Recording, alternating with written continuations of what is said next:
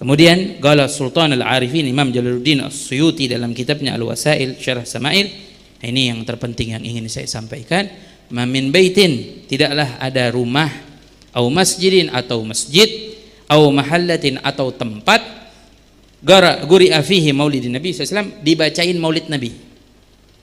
Tidak ada rumah atau masjid atau tempat dibacakan maulid Nabi SAW illa huffatil malaikah, kecuali malaikat mengelilinginya. Ya, bi ahli dzalikal makan, sekeliling daripada tempat tersebut, wa ammahumullah birrahmah, dan Allah Subhanahu wa taala berikan rahmatnya di tempat itu.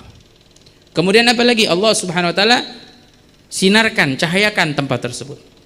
Ya, dan siapa malaikat? Di antaranya malaikat Jibril, malaikat Mikail, malaikat Israfil. Apa yang mereka lakukan? Fa inhum yusalluna ala man kana sababan li qiraati maulidin Nabi sallallahu alaihi wasallam. Mereka beristighfar kepada orang-orang yang hadir dari maulidnya Nabi Muhammad sallallahu alaihi wasallam tersebut. Wa qala ma min muslim, tidaklah setiap muslim guri'a fi baitihi maulidin Nabi sallallahu alaihi wasallam, dibacakan di rumahnya maulid Nabi, illa rafa'allahu taala al-qahta. Ini penting. Makanya mohon maaf saya ngambil waktu terlalu panjang. Tapi ini yang terakhir memang yang paling penting. Apa kata beliau Imam Jalaluddin As-Suyuti ini yang bilang. Tadi pertama kita balik lagi.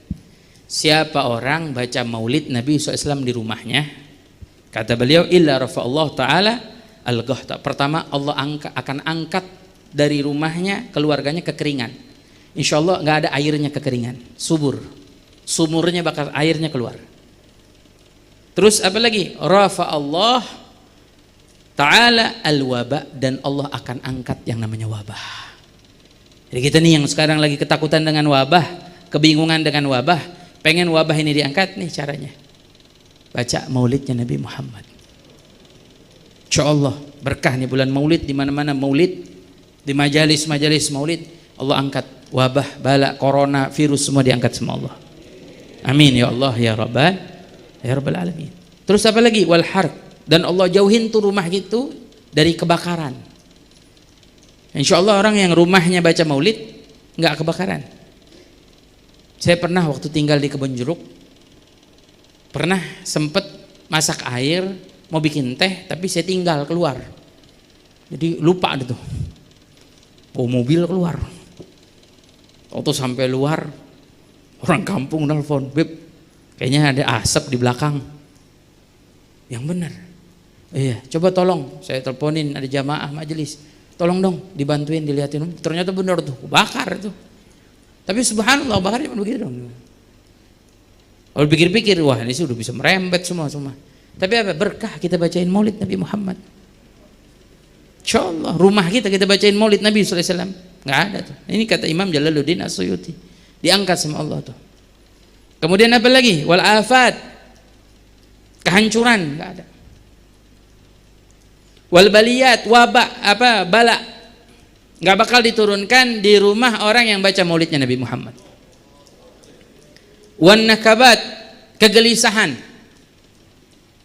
nggak bakal dikasih kegelisahan orang yang di dalam rumah dia baca maulid Nabi Muhammad.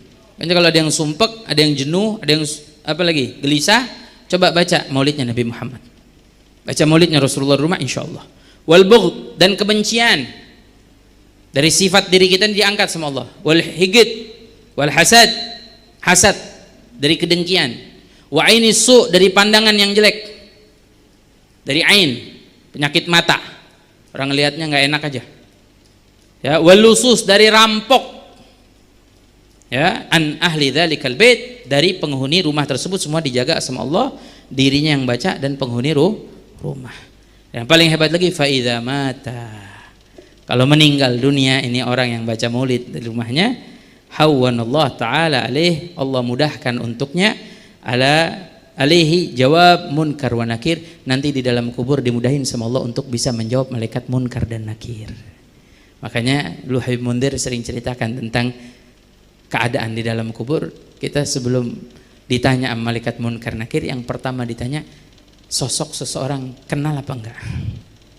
Kalau kita baca maulid Nabi pasti kita kenal, karena sosok yang ditunjukin sama kita di dalam kubur adalah Nabi Muhammad. Gimana kita mau kenal kalau kita nggak pernah baca maulidnya Nabi Muhammad atau sejarahnya Nabi Muhammad. Yang terakhir lagi, wa kana fi maq'adi sidq inda malikin muqtadir, dan dia bakal diberikan kedudukan di kedudukan yang tinggi ya dari ketentuan Allah Subhanahu wa taala. Makanya orang yang baca maulid mulia.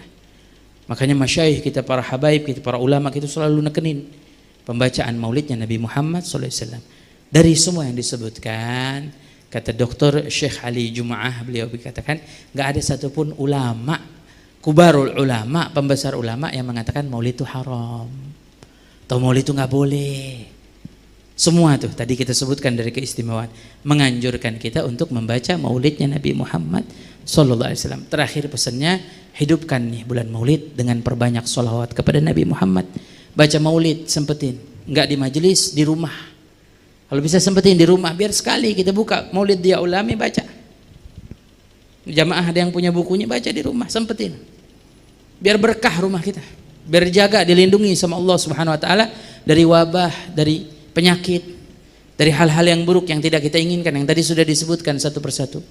Mudah-mudahan berkah maulid malam hari ini dan maulid yang kita baca di setiap tempat, Allah lindungi kita, Allah jaga kita semua, Allah selamatkan kita dunia akhirat. Dan kita minta sama Allah seperti doa yang disampaikan oleh guru mulia kita, ya Rabbi wajma'na wa ahbaba lana fi darikal firdaus. Ya Allah, kumpulkanlah kami. Baca maulid nih, yang kami sebut nama kekasih kami, nama Nabi Muhammad. Harapan kami, kumpulkanlah kami dengan Nabi Muhammad SAW, kecintaan kami di surga Firdaus yang